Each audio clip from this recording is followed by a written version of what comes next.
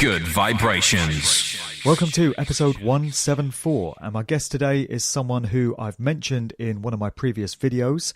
I've been having some dealings with on a personal basis as well. It's welcome to Good Vibrations for the first time to Caroline Nettle. Hi Mark, thanks so much for having me on. Really happy to be here. No worries, from Spiritual Growth Tools. So I would describe you as part healer, part therapist, part psychic, and part past life regressionist. Would that be an accurate appraisal, or are there any parts of that that you'd violently disagree with that I've got wrong? Wow. No, I would sort of agree with all of those. I just tune into whatever the other person's energy field is giving me. So that obviously can include masses of influences going back through ancestry, past life, and of course everything that has happened this life. So yeah, I would wear those hats. Sure, okay. Well, maybe I've just designed a new biog for you there. Thank you very much. So we're leaving aside current world events for the moment, although later in this chat I would like to get your take on a few of those. And we're just going to be addressing things that people can do to fortify themselves and balance themselves and just get in a good space to be able to navigate these challenging times in which we're all living. That's going to be the general tone of this. And I think your activities are highly relevant to all of that. A lot of people are finding now to be a deeply stressful and a deeply testing time.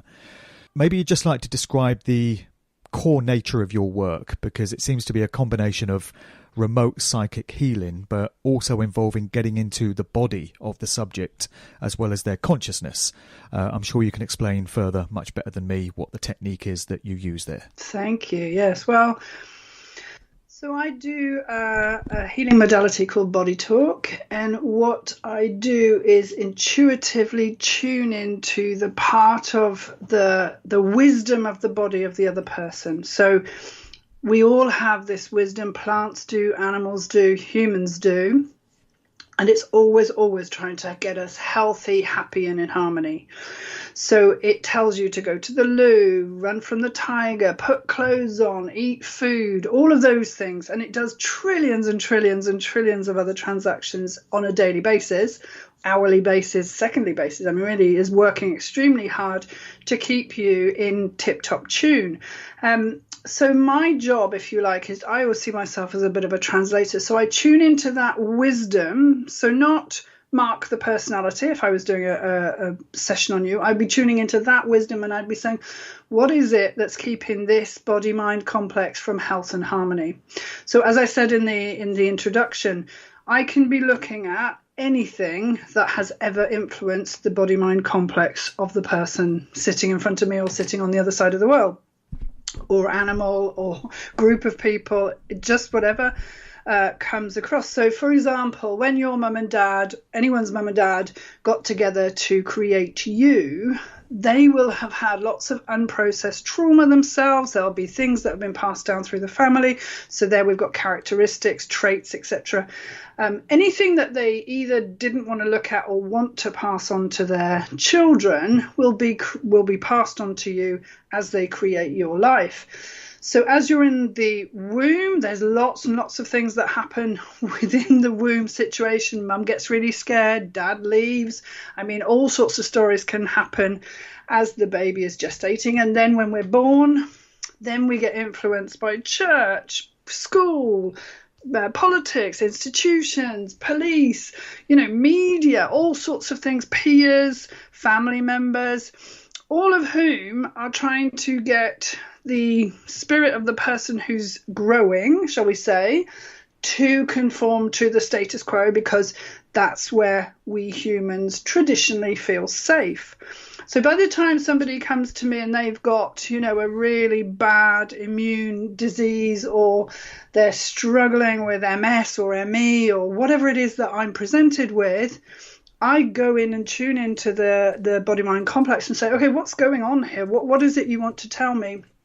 And usually will either go into, let's say, the immune system and take out lots of family grief or family anger or, toxins or whatever it is that's stored within the body-mind complex. But equally, I can go back through your ancestry and say, oh, your great-grandfather suffered a massive feeling of a loss, which wasn't dealt with by any of the family members. So here it is in you. For some reason, you've taken it on. Let's remove that. Equally, we've got past lives. The other day I had my very first parallel life. That was really fascinating. I've never had one of those before, but the energy is a bit weird on the planet at the moment, so I'm open to anything. So if I go into a past life, the influence can be, in that lifetime you lost all your children or you were in a fire. I don't tend to deal with the past lives that we've all had that were really deliriously happy. They don't seem to leave too much of a mark on the present lifetime. But the ones where there's huge grief or rage or deceit or betrayal or anxiety or whatever it is, the reason I'm picking it up in today's person, if we say that, is that there's an influence from that lifetime that's influencing your lifetime today, which is from another lifetime when perhaps you didn't learn the lesson or you were killed before you got it or whatever. And I have an incredibly active imagination. So this job is just perfect for me.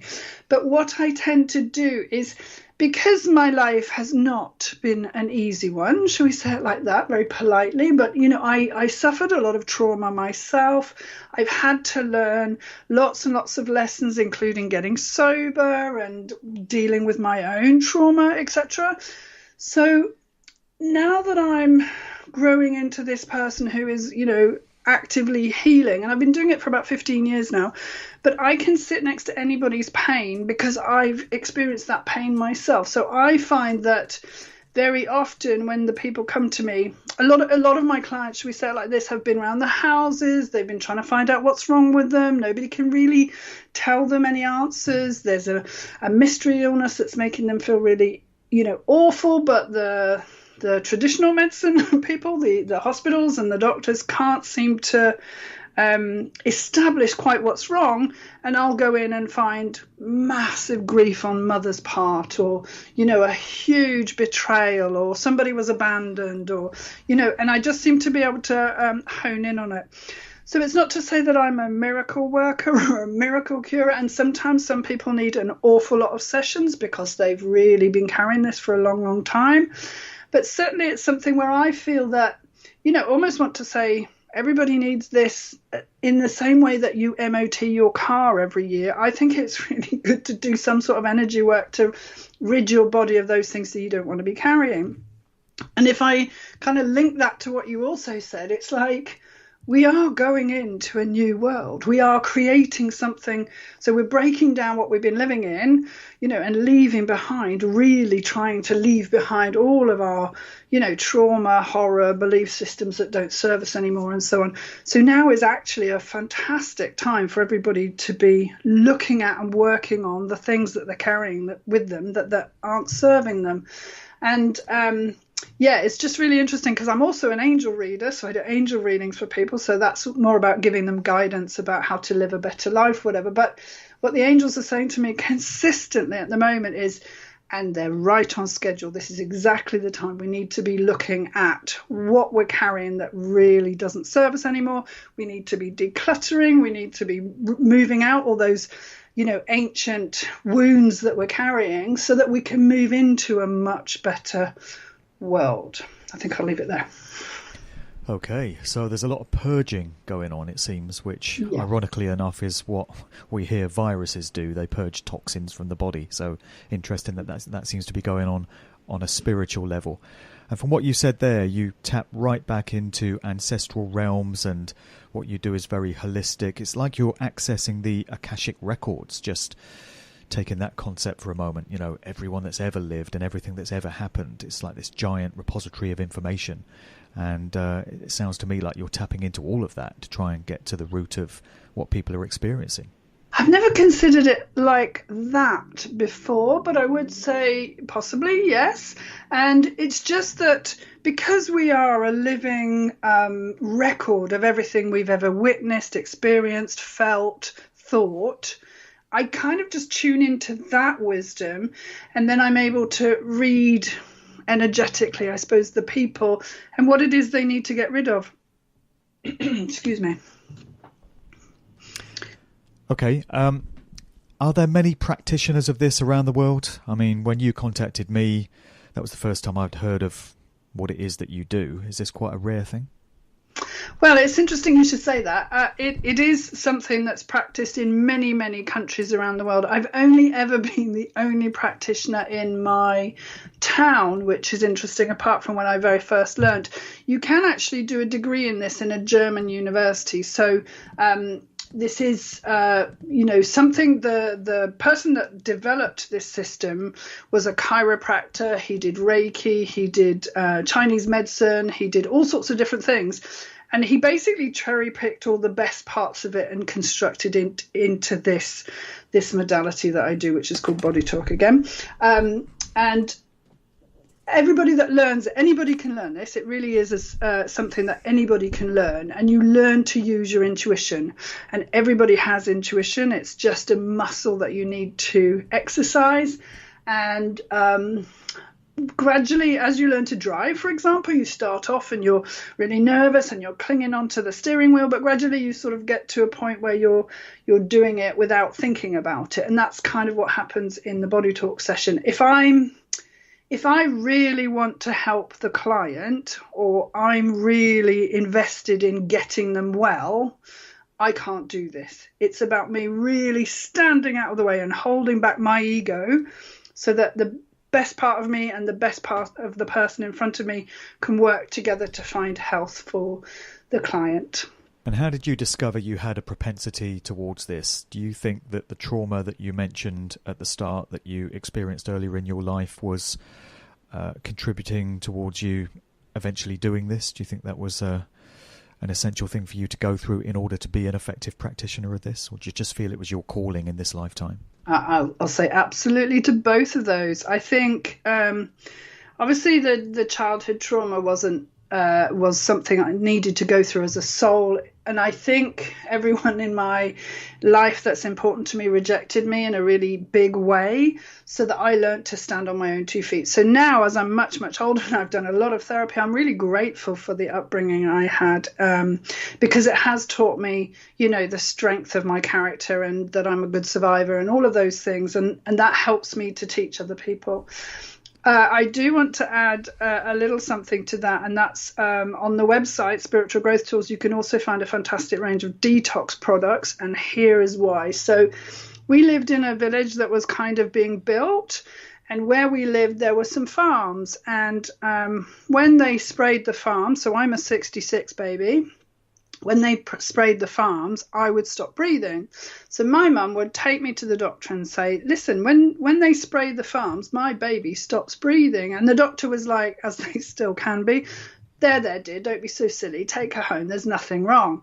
Well, now that we've done all the research that we've done, they were spraying DDT on our food back in the, in the 60s, which you can look into it, is a derivative of Agent Orange, because they didn't know what to do with that at the end of the war. Anyway, I don't want to be too controversial, but so within the first year of my life, I was highly toxic, and I went on and I had a childhood of asthma, allergies, real problem breathing. I nearly died a couple of times. I remember them being told to get ready to lose me because I wasn't breathing properly, and all of these things. Now, a lot of the asthma and allergies that I work with in other patients is about overprotective parents. It can be obviously toxins and everything like that. But as I went into my teenage years, obviously started smoking because I was an idiot. No, that's not true. I started smoking because, I was trying to hide my pain, because smoking is one of the best ways to not feel your feelings, and just caused myself no end of problems with, bronchitis, constant coughs, constant colds. And during this time, I was quite healthy. I was quite sporty as well. So I don't know how those two married together. But when I started doing Body Talk, so somebody came into the office and offered me a free session, and I didn't really know what she was doing, but I had a lot of questions, and my body kind of just said, I think I need that.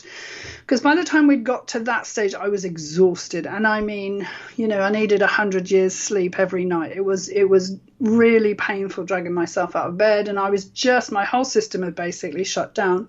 So I started doing Body Talk in July 2015. By October, I'd passed my exam, so I was practicing, and I happened to start in a clinic in Wokingham, where I lived at the time. And this gentleman here said, here, look, you're always coughing, try this. And he gave me 3 bottles, and I didn't know what it was. And I thought, what is this? So I looked it up online, and it looked quite good. And it was about taking heavy metals and toxins out of your body.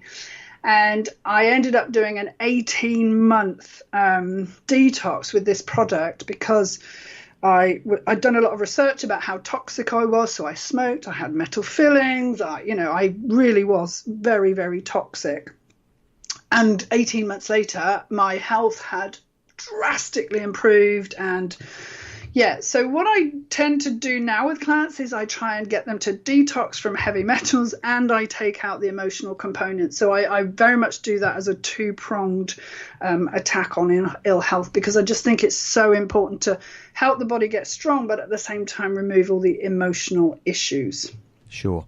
And what are the best tips for detoxing from heavy metal? So I sell this product called Pure Body. It's a natural zeolite. It is basically, you find it in nature everywhere. They put it on things like Fukushima, on oil spills. It's been used for many, many years in healthcare for things like dysentery and stuff like that. But basically the one I sell is a cage, and it's negatively charged, and all heavy metals, toxins, and if we want to talk about the thing that sounds like Maxine, there's a lot of heavy metals in those, so this could be quite a good product if you're frightened about that. Anyway, and it goes around the body, and I always think it's a bit like Pac-Man, so it just circles around the body, and when it comes across a heavy metal or a toxin, it sucks it into the empty cage that we've made empty because we've processed that through. And then you basically excrete it from the body with no chance of that toxin being released, because a lot of the traditional ways of detoxing your body can leave you feeling really revolting as you are getting the heavy metals and toxins out of your body. So one of the products that I sell is called Pure Body, and that is for literally detoxing the gut, and that is where a lot of immune system issues start. So any of your arthritises, allergies, even so much as cancer, anything like that, that usually starts with a weakness in the gut. And then we sell Pure Body Extra, which is a spray, which is much, much smaller. It's 100 times more effective. You spray it into your mouth. It's a lot easier to use, but that then travels all around the body to anywhere where water can get to in the body. So a lot of the toxins love to go into your brain. They love to go into your breast tissue, anywhere where there's fat. And on the website, there's just so much information, because I think and lots of testimonials of how this product has really, really helped people. So I don't tend to sell things that I don't wholeheartedly recommend. So there's masses and masses of information, and I'm quite happy to talk to anyone who has any questions about that. Just going back to the Body Talk stuff, you make a lot of past life regressions and healing traumas that have been brought through from past lives. Do you think everyone has lived before? Has everyone undergone other lives? The answer to that is most probably no, but I'm not sure. But there's definitely what I would call newer spirits that come onto the planet and, struggle a little bit, because it's really dark. It's heavy energy here on Earth School. They say it's one of the hardest lessons to learn. Someone like me who's been on the planet many, many, many, many, many lifetimes, we know what to expect. We know what the lessons are going to be. They say the people that struggle with really challenging lives are generally the people that have been here a long time, because they've agreed to a harder lesson, because they've maybe done all the easier ones. That's my opinion. That doesn't necessarily have to be true. But I've definitely met some children who can really struggle with the density of the energy, not understanding people being, dishonest or, behaving in a way that's not kind, who the newer souls tend to really like animals and birds and nature rather than people, because human beings can be really, really unkind, and a lot of people, so I would say the majority of the population probably has been here before, but then you've got to take into consideration other planets, and have people had lifetimes on those planets and come down here, to be here at this time. I'm super excited to be here myself. I think it's a real privilege to be around, to be able to help people at this ridiculously crazy time. But that excites me a lot, and I'm really looking forward to what's coming. But yeah, I think the majority of humans probably have been here before, but there is a new wave of newer spirits that are really struggling with the energies. And what do you feel is the key to earning your passport out of this place and not having to come back around on the karmic wheel again? Is it simply a case of learning a whole load of lessons, and once you've ticked off that list, then you can progress? Or do you think there's more to it than that? Wow, that's a good question. So I would say that if you're still learning lessons, then you're still supposed to be here. And once we've learned as much of the lessons as we're prepared to learn, or all the lessons this lifetime, for example, then I think that's when we can go home. I call it home. However, I'm really confused by the word karma. Very different cultures have different meanings for it. I certainly think that a soul is an expression of source, and therefore we come down here to experience all the different aspects of, existence. So that could be happiness, joy, love, and hatred, violence, jealousy, and, not necessarily in one lifetime. So I think we're all different sparks of source, learning different lessons, but the whole of source is learning what it needs to learn. And a kind of a twist on that is, I really believe that as I heal myself, I'm healing the planet. Now, that doesn't mean to say that I'm really special and different. I don't mean that at all. But as we collectively heal our trauma and we move through from fear into love, that, of course, is helping the ascension of the whole rather than just me, although I benefit from that, obviously, because it's much nicer to live in love than it is in fear. So there's a really strong emphasis in my work of helping people as much as possible to get out of the fear, which is a very small, restrictive, painful life, and move into the love, which is expansive and, loving, and what we're trying to create, I hope, for the world that's coming. Well, this place is one hell of a school at the moment for people to gain experiences and learn lessons with all the madness that's going on. And you're someone who's also been keeping their ear to the ground in terms of current events. I know you're very clued up on stuff that's going on. Not the mainstream media's official account of things. We all know what that has to say. But what's your overall stance on the scamdemic, as I think you'd probably agree that it is one, and what it's really being brought in to achieve, just to get your perspective on that? Wow. Well, I definitely think there are many, many question marks about the mainstream narrative. I think it's more about taking away our rights than keeping us healthy, because nowhere on mainstream media have I seen eat more vegetables, get outside, stop worrying, do lots of exercise, the things that we know, which our common sense knows are good for us. It's like, take a vaccine and, take some pills and stay indoors and don't hug. Hugging is one of the healthiest things that you can do. So there's definitely a very huge question mark in my mind about what I'm being told. And this is, the same media that told me that Jimmy Savile was fine, that there wasn't any problem with JFK's murder. This 9/11 was, as it was instead of as it actually was, which was very, very different story. So I'm really I have a very long-standing, I think I came out of the womb not believing in mainstream media, politics, police, church, institutions. And this time for me is very interesting because it's like, oh, yeah, it looks like my cynicism and my lack of belief in those bodies is finally coming true. So for me, a lot of people are asking me, should I take the vaccination, for example? And I'm saying, I can't make that decision for you. You have to do your own research.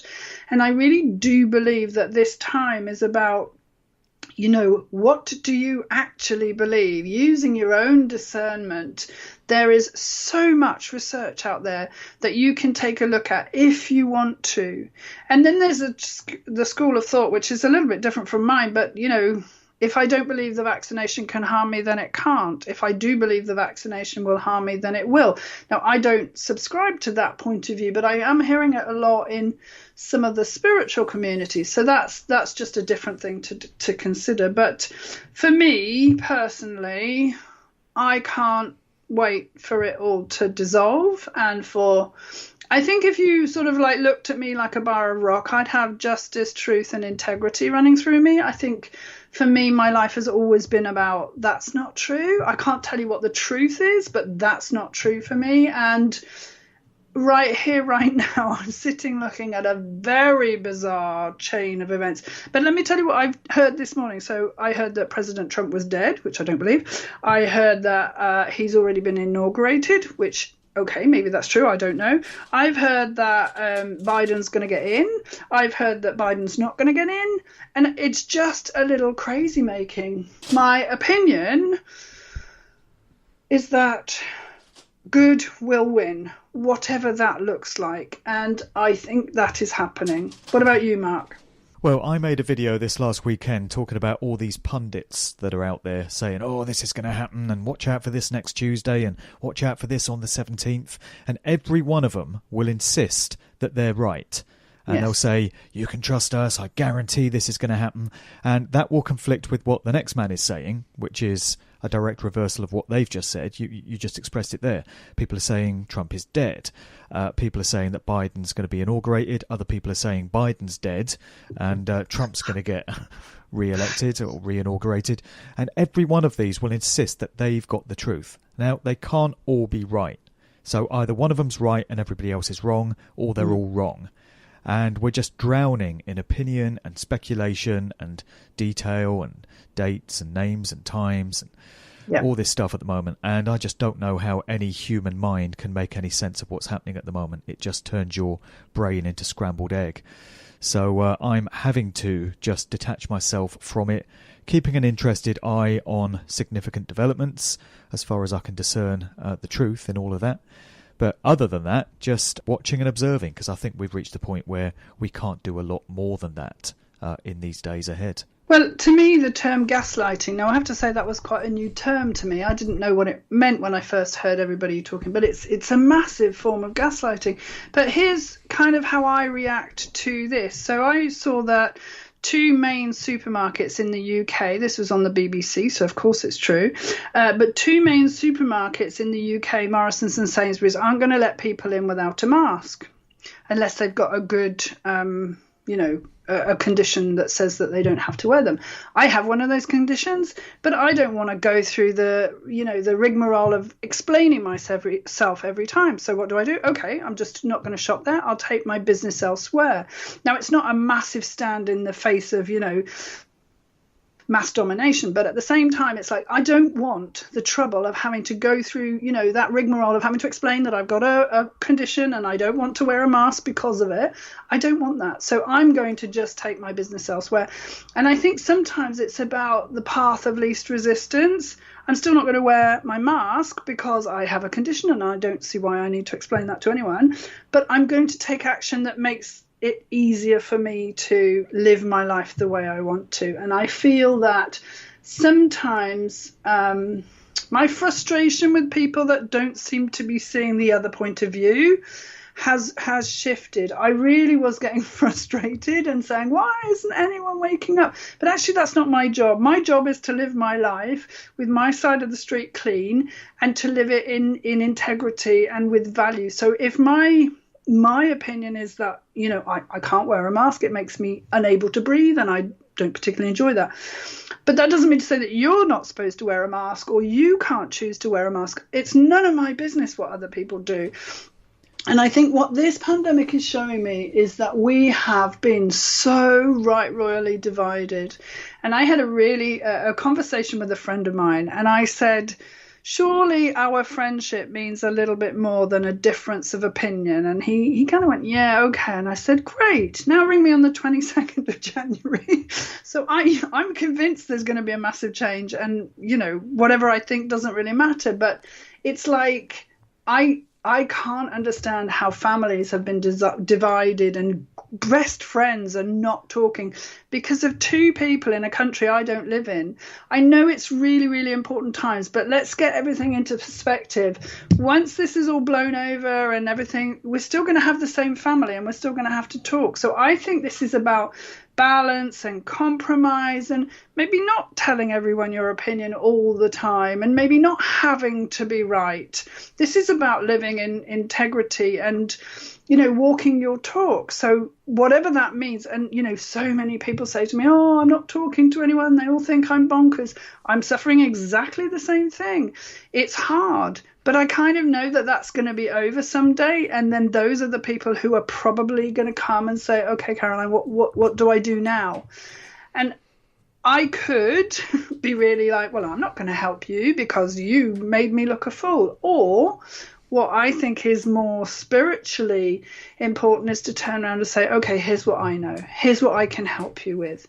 Because we want to create a world where everybody's included. And right now it's black or white. And in this new world, I want everybody to be included. So the only way we're going to do that is by living our lives in a way that doesn't throw judgment and hatred and, all these trolls. I would love to sit in a room with them and have a conversation and see what came up. But anyway, I don't know how you feel about that. But for me, it's just, we need to step back a bit from all this hatred and see that everybody is just a human. Everybody's in fear, and perhaps that's how their fear is manifesting. And we need to find some love and some harmony. Otherwise, we're going to be stuck in this for a very long time. Yeah, and I think you made a reference there to the fact that everyone's got a role to play, and we just have to recognise what our contribution is to be in this process. So what you do, your practice, is not something I feel I'm cut out for, but I do my thing. I make my videos and I do my presentations and I write my books, and that's my contribution. Then somebody else would say they couldn't do either of those things, but maybe they're better at something else. Boots on the ground activism, maybe. Or maybe they're a medical expert that can speak out against all the bad science that we're getting. Or maybe they're a lawyer and they understand common law and they can bring something to bear in that regard. So everyone's got a contribution. Everyone's got something to offer in this.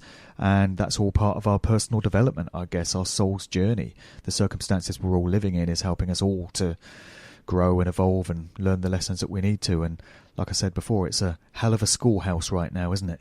It is. And, some of the roles may not be as, I was going to use the word glamorous. I don't know that my role is glamorous, but they may not be as big as the ones that you've mentioned there.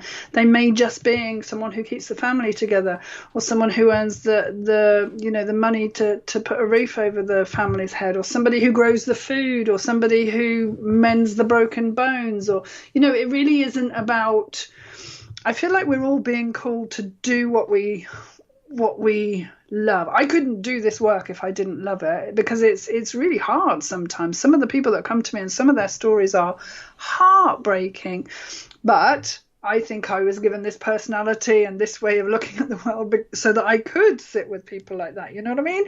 But like you say, for somebody else, they might want to look after butterflies, or it really doesn't matter what it is, like you say, because as we go forward into what we're going to create, we will need everybody. We can't just have, those that stood up and told everyone what was wrong with the world. We also need people who can create something better. And so you're feeling generally optimistic about the near future and how things are going to pan out? And if you are, is that as a result of looking around you and seeing things that are happening? Is that giving you optimism, or are you naturally inclined towards being optimistic and hopeful, or is there another reason for it? So it's really funny you should say that, because when I look back, I mean, I have suffered from horrendous depression this lifetime, probably because of what I went through and what I brought with me and all of those things. I'm not blaming anyone, and even when I was really, really depressed, I knew that something better was coming. And you know, I once sat at the feet of Satish Kumar, who is just the most beautiful human being. And he ran Resurgence, which is a magazine for many, many years. He's retired now. He's in his 70s. But this was way before all of this. And he just asked the question. He said, you know, how many people at this moment in time are actively committing war or involved in warring? And we were all like, at the time, you know, we've always been, well, in England anyway, you know, there was the Cold War when I was growing up, and then there was the war against Afghanistan. There's always been some kind of war. It's funny how that the deep state love war. But anyway, and so we were all sort of like looking at each other going, well, it must be millions. He said, I reckon probably 200,000 people out of about 7.5 billion. What is everyone else doing? They're taking their kids to school. They're growing their vegetables in their back garden. They're doing their shopping. They're getting on with it. So it's almost as if we're in exactly the same situation now. We think that those in power have massive control, but actually it's we, the people, that have, I feel, the most amount of power. So why am I an optimist? I don't know. I have this, honestly, it's bubbling up inside of me. I'm so excited that finally, I think when I was growing up, I was just so overwhelmed and depressed that nobody else cared about the planet and the animals. And, you know, I was probably a bit of a nightmare. I used to beat you up with my opinion, and I was so convinced that mankind was destroying this home that I lived on, and I loved it with a passion. And then I grew up, and now it's so beautiful, this planet that we live on, and there's so many unbelievably good people. And this pandemic is really challenging me because not enough people are waking up to see that that's true. And you know, I spent a lot of time in this pandemic going, why won't they wake up? That's not my job. My job now is to really appreciate, you know, this planet, this life, help other people to get from, you know, the place of crippling illness to a place where they can create something brilliant. And I never believed that we could do it because the patriarchy, and I'm using that term very lightly for, you know, those people that have been controlling this earth, but it feels like it's breaking. And it will be really awful, I think, for a few months, maybe even years. I don't know, as they, you know, the tail lashes out as they move through it. But what's coming the other side, I think, is going to be amazing. And I also interviewed Diana Cooper on my radio show, and she wrote a book that was 2012 to 2032. And in that book, I remember reading this years ago. And in that book, she said, it's going to be a bit rocky for those 20 years when we're moving from dark to light, basically, fear to love. And I interviewed her with January 9, late last year, in December, I think it was. And I was just desperate to ask her. So I said, so how are we doing? She said, I think we're ahead of schedule. That gave me so much hope. So whilst it looks really bleak, I think it looks really scary. I'm not someone, I haven't watched the news for about 10 years. I don't read newspapers anymore. I'm not involved in that in any way. But of course I hear it because it comes onto the platforms that I do watch. But I just feel so excited. I can't explain why, but something better is coming. It literally, I can't it's just inside of me and I know it. And I think there's a wonderful lady called Little Grandmother, and she says we are the ones we've been waiting for. And I truly believe that. It's up to us, but we can do it because there's enough of us. And look at how amazing it is. Since last March, think how many people have woken up since last March. So they were trying to clamp our spirit and all of that stuff that they've been trying to do. And yet look at how many millions of people are watching you, for example, and I'm not saying they weren't watching you before, but Charlie Freak and all these others that have been, you know, a bastion of light in the darkness. But there's many others that have also come. So I don't know, it just feels really exciting to me. I don't know if you agree with that, but that's how I feel. Well, I hear all of that, and it all sounds good, all apart from the bit where we've got some rocky years ahead. I was hoping we were over the worst by now. Maybe we are, if we are ahead of schedule. But yeah, I can get with all of that. All right, well, great. Do you just want to let people know where they can reach you online and get hold of your services if they'd like to avail themselves of those, and where they can get hold of the Zeolite product and all that good stuff? Yeah, thanks, Mark, for the opportunity. So my website is spiritualgrowthtools.co.uk. That's spiritualgrowthtools.co.uk. So on there you'll find BodyTalk. I do angel readings. We've got detox products. We've got some wonderful natural beauty products, body products. I do meditation, sacred geometry jewelry, lots of good things. And then if I can also do a little plug for Wild Nettle Gardens, is a project that I'm setting up. I'm hoping to move to Bristol and find some land to rent so that I can set up a market garden doing fruit, vegetables, salad, medicinal herbs, all sorts of good things. I want to plant a food forest and set up a care farm to help people with PTSD, because that's something I know very well. So if you could follow me, I don't know if it's worth following anyone on Facebook anymore. That might not be around for much longer.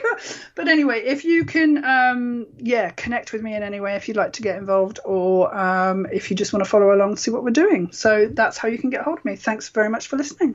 Okay, great. Thanks for coming on today. This is just for that.